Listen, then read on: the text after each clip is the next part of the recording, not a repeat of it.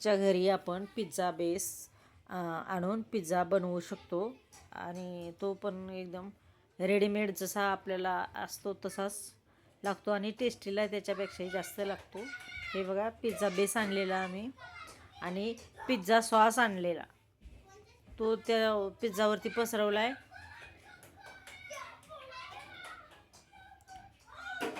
आणि तुम्ही ह्याच्यावरती तुमच्या आवडीनुसार तुम्ही भाज्या घालू शकता. आम्ही हे चिकन टाकते, चिकनचे तुकडे करून चिकन बॉईल करून घेतले आणि त्याचे छोटे छोटे तुकडे ह्या पिझ्झा बेसवरती टाकते. आपल्याला त्याच्यावरती शिमला मिरची पण टाकायची आहे आणि कोबी टाकायचे. आपल्याला ज्या भाज्या आवडेल त्या ह्याच्यावरती तुम्ही टाकू शकता.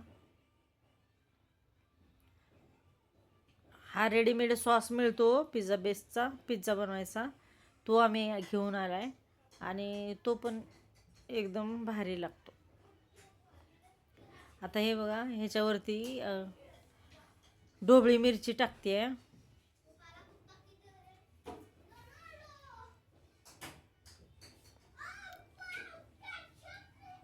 आणि कोबी बारीक चिरून घेतलेला आहे. त्याच्यानंतर त्याच्यावरती कोबी टाकायचा आहे, चिरलेला कोबी, तो पण स्वच्छ धुवून ठेवला आहे. त्याला छोटं छोटं बारीक बारीक कट केलं आहे, लांब लांब आणि धुतलं. आणि हे चीज आहे, क्यूब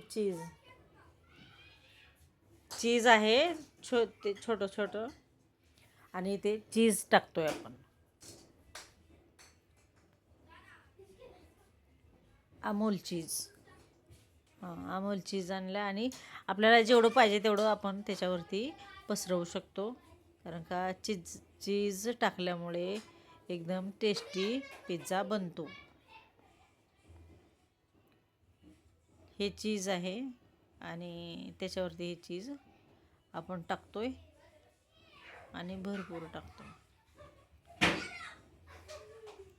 आता तवा गरम करायला ठेवलेला आहे. तव्यावरती हा तयार केलेला पिझ्झा बेस ठेवायचा आहे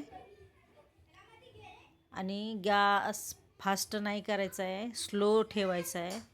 अगोदर तवा गरम करून आणि त्याच्यावर हे झाकण ठेवले, म्हणजे प्लेट ठेवलं आहे आम्ही, आणि थोडा वेळ त्याला मेल्ट होऊ द्यायचं आहे.